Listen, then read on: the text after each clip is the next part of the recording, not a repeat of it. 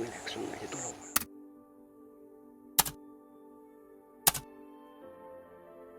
সুপ্রিয় দর্শক, আজ আমরা আছি ভারতের পশ্চিমবঙ্গের পূর্ব বর্ধমান জেলার বড়শুল গ্রামে, যা মূলত পাখি পর্যবেক্ষণ ও প্রাকৃতিক সৌন্দর্যের জন্য বিখ্যাত।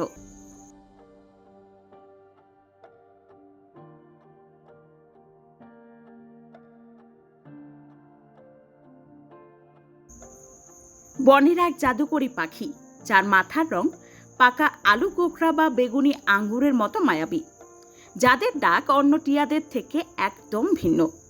বৈজ্ঞানিকভাবে সিটাকুলা সাইনোসেফেলা নামে পরিচিত।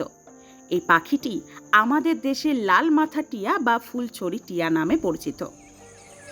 বিগত কয়েক মাস ধরে আমরা আমাদের আশেপাশের নদীর ধারে গ্রামগুলোতে খোঁজ করেছি এই পাখির। আজ তার সুন্দরভাবে দর্শন পেলাম। চলুন জেনে নিই এই পাখির সম্পর্কে বিশেষ কিছু গুরুত্বপূর্ণ তথ্য।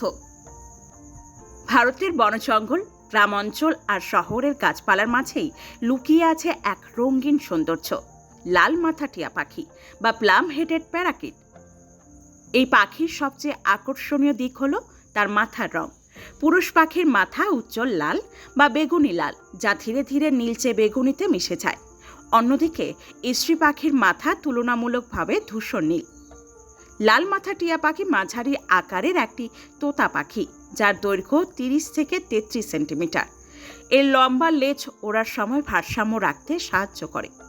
এই পাখিরা খুব দ্রুত উড়তে পারে আর দল বেঁধে আকাশে ঘুরতে ঘুরতে চলাফেরা করে, যা দেখলে মনে হয় যেন আকাশে নাচছে।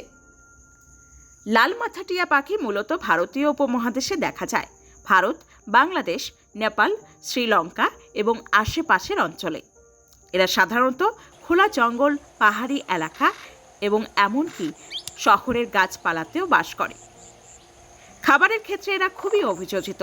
ধান, শস্য, ফল, ফুলের পাপড়ি সবই এদের পছন্দের খাবার। কখনো কখনো কৃষি খেতে গিয়ে ফসলও খেয়ে ফেলে, যার কারণে কৃষকদের কাছে এরা একটু বিরক্তিকরও হতে পারে। লাল মাথা টিয়া পাখি খুবই সামাজিক পাখি। এরা দল বেঁধে থাকে, একসঙ্গে ওড়ে এবং রাতে বড় দলে বিশ্রাম নেয়। এদের ডাক সাধারণত তীক্ষ্ণ এবং সুরেলা, যা দূর থেকেও সহজে শোনা যায়। উল্লেখযোগ্য বিষয়, লাল মাথা টিয়া পাখির ডাক অন্যান্য টিয়াদের থেকে একটু ভিন্ন হয়। প্রজননের সময় এরা গাছের ফাঁকা অংশে বাসা তৈরি করে। একটি পাখি সাধারণত 3 থেকে 6টি ডিম পাড়ে। প্রায় 21 থেকে 23 দিনের মধ্যে ছানা ফুটে বের হয়। এই পাখি বুদ্ধিমান, চঞ্চল এবং অনেক সময় মানুষের আওয়াজও নকল করতে পারে।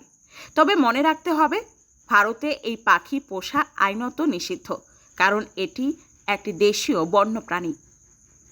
প্রকৃতির এই রঙিন সৃষ্টি শুধু সৌন্দর্যের প্রতীক নয়, এটি আমাদের পরিবেশের এক গুরুত্বপূর্ণ অংশ। তাই লাল মাথা টিয়াকে ভালোবাসুন, কিন্তু বন্দি নয়, প্রকৃতির আকাশেই উড়তে দিন।